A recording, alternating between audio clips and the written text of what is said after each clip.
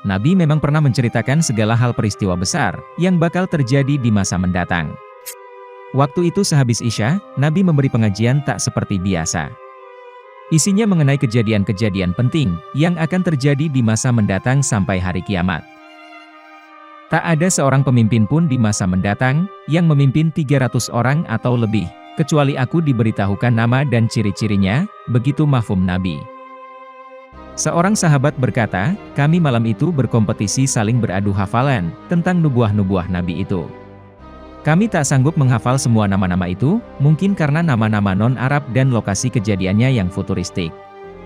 Misalnya Nabi menyebut kata Jerman, Hitler, Rusia, dan lain-lain. Hal itu terungkap di sebuah manuskrip kuno yang berisi tentang nubuah Nabi Muhammad terkait masa depan dunia. Manuskrip yang diduga merupakan kumpulan hadits misterius yang dihimpun oleh Abu Hurairah ini hingga kini masih tersimpan di Turki. Diyakini bahwa, konon Nostradamus, peramal terkenal itu juga telah mencontek sebagian nubuah hadits ini, sehingga ia bisa mempunyai ramalan-ramalan yang benar-benar terjadi. Abu Hurairah pernah mengatakan, aku menghafal dari Nabi 2 bejana ilmu. Untuk 1 bejana, sudah saya sampaikan kepada kalian. Untuk bejana yang kedua, andai saya sampaikan kepada kalian, maka kepalaku akan dipenggal.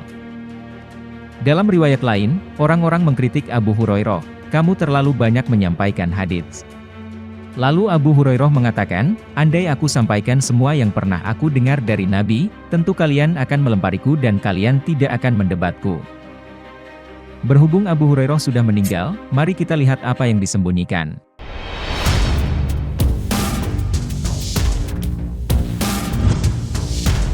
Menurut para ulama, hadis yang disembunyikan Abu Hurairah, jika masyarakat awam tahu, justru akan menimbulkan kekacauan di tengah mereka.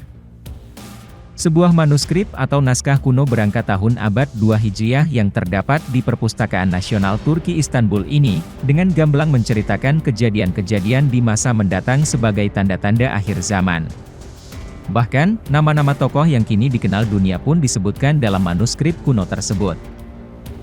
Nama tokoh itu adalah Adolf Hitler, diktator asal Jerman yang namanya banyak dikenal sampai saat ini. Bahkan, negeri Jerman, Rusia, hingga Amerika Serikat, juga tercatat di dalam manuskrip yang bersumber dari sahabat terdekat Nabi Muhammad itu. Manuskrip kuno yang berisi perkataan Nabi Muhammad tersebut, ditulis ulang oleh para peneliti, dan berjudul Salam Wahar fi Akhir Zaman Ar-Rob. Dikatakan, jika hadis riwayat Abu Hurairah yang berkaitan dengan tanda-tanda akhir zaman saat itu memang sengaja disembunyikan secara rapat.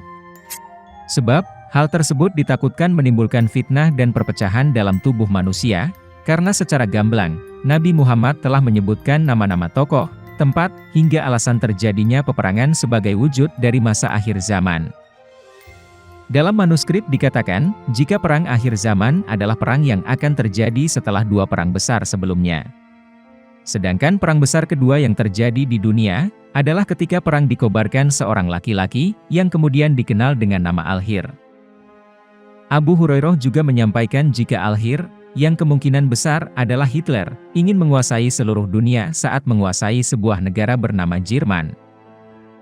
Abu Hurairah dalam manuskrip kuno tersebut menulis, rangkaian atau hitungan Hijriah sudah 1300 tahun, dan mereka mengikat perjanjian dengan Raja Rom.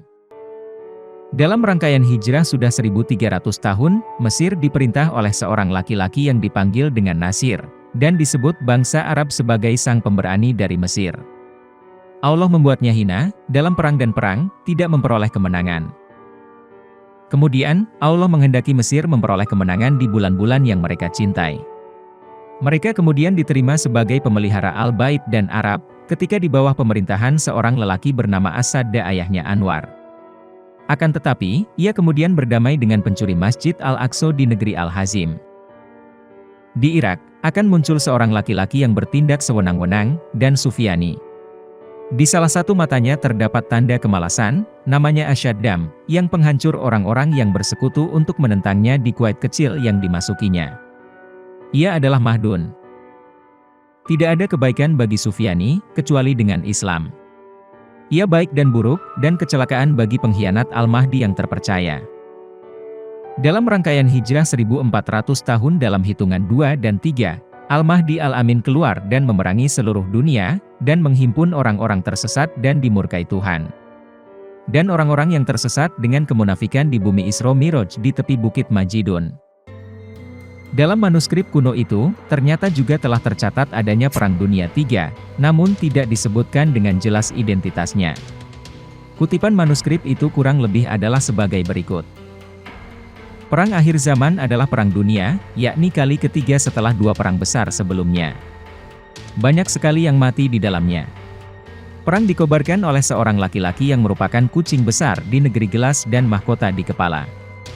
Sementara perang kedua, dikobarkan oleh seorang laki-laki yang nama panggilannya adalah Tuan Besar, dan seluruh dunia memanggilnya Al-Hir. Abu Hurairah pun berkata, dalam rangkaian hijrah setelah 1500 tahun, mereka mengikat perjanjian, yang di situ Raja Rum melihat, bahwa perang semesta dunia pasti terjadi. Allah menghendaki terjadinya perang, dan waktu berjalan tanpa perjanjian dan perjanjian. Lalu berkuasalah seorang laki-laki dari negeri Jerman yang bernama Al-Hir. Ia ingin menguasai seluruh dunia, memerangi semua bangsa di negeri-negeri salju, dan semua kebaikan. Ia bergerak dengan murka Allah, sesudah beberapa tahun api menyala. Ia ingin membunuh rahasia Arusi, atau Arus. Dalam perang itu, keluar seorang ratu dunia, pelaku makar, dan pelacur. Namanya Amerika. Ia menggoda dunia waktu itu dalam kesesatan dan kekafiran. Sementara itu, Yahudi di dunia saat itu berada di tempat yang paling tinggi. Mereka menguasai seluruh Al-Quds dan Madinah Al-Muqaddasah. Di tanah Isra dan Miraj, terjadi perang dunia, yang di situ Al-Mahdi memberi peringatan kepada orang-orang kafir, bila mereka tidak mau keluar. Maka orang-orang kafir dunia berkumpul, untuk memerangi Al-Mahdi dalam pasukan sangat besar, yang belum pernah dilihat sebelumnya. Dalam kelompok kekuatan Yahudi Al-Hazar dan Bani Israel, masih terdapat pasukan lain yang tidak diketahui jumlahnya. Al-Mahdi melihat, bahwa siksa Allah sangat mengerikan, dan bahwa janji Allah benar-benar telah datang, dan tidak diakhirkan lagi. Kemudian Allah melempari mereka dengan lemparan yang dahsyat. Bumi, lautan, dan langit terbakar untuk mereka, dan langit menurunkan hujan yang sangat buruk. Seluruh penduduk bumi mengutuk orang kafir dunia, dan Allah mengizinkan lenyapnya seluruh orang kafir di perang Dajjal, dan orang di negeri Syam, dan kejahatan. Sejumlah riwayat Abu Hurairah itu, merupakan peristiwa yang terjadi pada abad ke-20 dan seterusnya. Kata-kata yang tercatat di dalamnya, asing bagi orang-orang Arab saat itu, seperti Al-Hir dan Jerman, yang kemudian dimaknai sebagai Hitler dan Jerman. Selanjutnya, kata Ar-Rusi, yang kemudian dikenal sebagai Rusia, dan Amerika yaitu Amerika. Dalam paragraf ini, nama-nama tokoh di dalamnya tidak tercatat dengan jelas, lantaran teks di datanya terhapus. Namun, jika coba ditelaah dan dimaknai, nama-nama tersebut kemungkinan adalah sebagai berikut. Kemungkinan pertama, adalah Presiden Rusia Vladimir Putin. Keterkaitan nama Putin sebagai salah satu pencetus Perang Dunia III ini, lantaran keterkaitan Putin dengan kucing besar, atau macan, dan harimau sangat kental. Dia dikenal sebagai seorang pemburu, yang sangat piawai dalam menaklukkan macan maupun harimau. Bahkan, dia juga memiliki peliharaan si Raja Rimba itu. Lantas, benarkah Putin menjadi salah satu nama pencetus Perang Dunia III yang juga menjadi perang akhir zaman? Kemungkinan selanjutnya, adalah pemimpin di negara-negara besar yang kemudian dijuluki sebagai macannya dunia. Sebagaimana kita ketahui, Amerika Serikat dan Uni Soviet, tercatat sebagai negara superpower pasca berakhirnya Perang Dunia Kedua. Kedua negara ini pun dikatakan sebagai The World Tigers, alias macan dunia. Namun, Uni Soviet runtuh pada awal tahun 90-an, dan membuat dunia hanya memiliki satu macan dunia, yaitu Amerika Serikat. Selain itu, beberapa negara seperti Cina hingga Rusia, juga sudah mulai bersiap untuk menjadi negara superpower dalam beberapa tahun ke depan. Lantas, mungkinkah salah satu pemimpin dari negara-negara besar itu akan menjadi pencetus Perang Dunia III? Selanjutnya, pemaknaan terkait negeri kaca, berdasarkan bukti arkeologi, keberadaan kaca pertama ditemukan di Mesopotamia atau Irak kuno.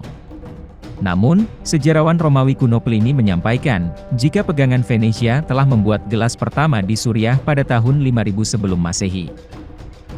Jadi, kemungkinan negeri kaca yang tercatat dalam manuskrip tersebut adalah Suriah.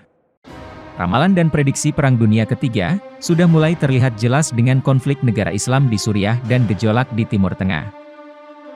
Negara-negara sekutu Barat yang tergabung dalam NATO dinilai menjadi ancaman nyata dan berbahaya. Berita dalam tabloid Moskovsky Komsomolets, sebuah media tersohor di Rusia menulis bahwa konflik Suriah memungkinkan memicu konfrontasi militer antara Amerika dan Rusia. Jika hal itu terjadi, Perang Dunia Ketiga kian dekat. Bukan hal yang mustahil, bila Perang Dunia Ketiga menjadi tanda perang akhir zaman.